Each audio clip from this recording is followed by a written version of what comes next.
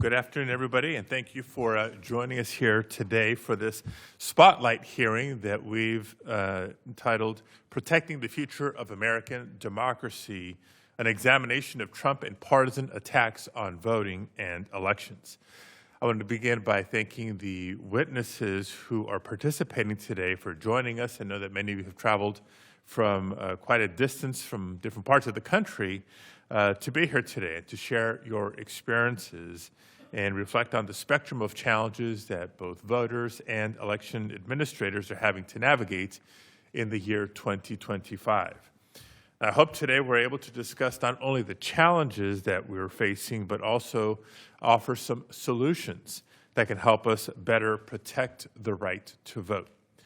I also want to begin by saying to my colleagues as they join us later today that as the new ranking member of the Senate Rules Committee and as former California Secretary of State, that this is a role that I don't take lightly. Just as each successive generation of Americans has a role to play in preserving and protecting our democracy, each Senate Rules Committee has a duty to carry the baton as well, so that democracy truly does endure for the next generation. As ranking member of the committee, I plan to do my part. So it's important that we recognize the moment that we find ourselves in. As we convene here today, across the country in state legislatures, as well as in the Oval Office, and sadly, even here in the United States Congress, there are extreme Republicans who are actively working to make it harder for eligible Americans to register to vote and to cast their ballot in elections. And we cannot sit back and watch as our democracy is attacked. We owe it to the American people who have elected us to serve on their behalf. So we have to speak up. And that starts with recognizing the dangers at our doorstep. Currently pending before the Senate is the SAVE Act, a conspiracy theory bill that scapegoats immigrants to justify new barriers to voter registration. Not only is it wrong, it's un-American. And it's based on a shameless lie. The same big lie that Donald Trump uses to claim that he won the 2020 election, which of course he did not.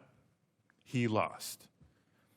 As California's former chief elections officer, I have firsthand experience administering elections in the most populous and most diverse state in the nation. And I can tell you personally, for all the disinformation and misinformation and fear-mongering coming from Republicans, the truth of the matter is it is already a crime for non-citizens to vote. And it's also extremely, extremely rare. As you'll hear today, it's American citizens who will be most impacted by the SAVE Act. From first-time voters and married women to service members and rural voters.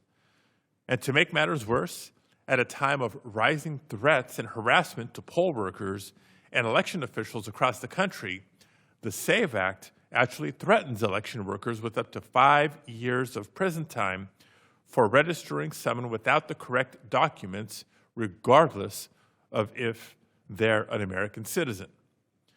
Now, despite the extreme policy proposals, or rather because of them, Donald Trump is all in. He's not even waiting for Congress to act. In fact, earlier this year, he signed an executive order to try to do all this and more unilaterally.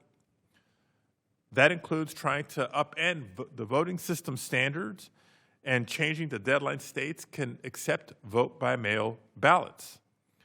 60 years since the Voting Rights Act. It's outrageous that these battles rage on. Yet in the year 2025, here we are. And that's what Americans are up against. So today we want America to hear from the election administrators who are on the front lines, along with Americans who are impacted by and standing up to these radical policies.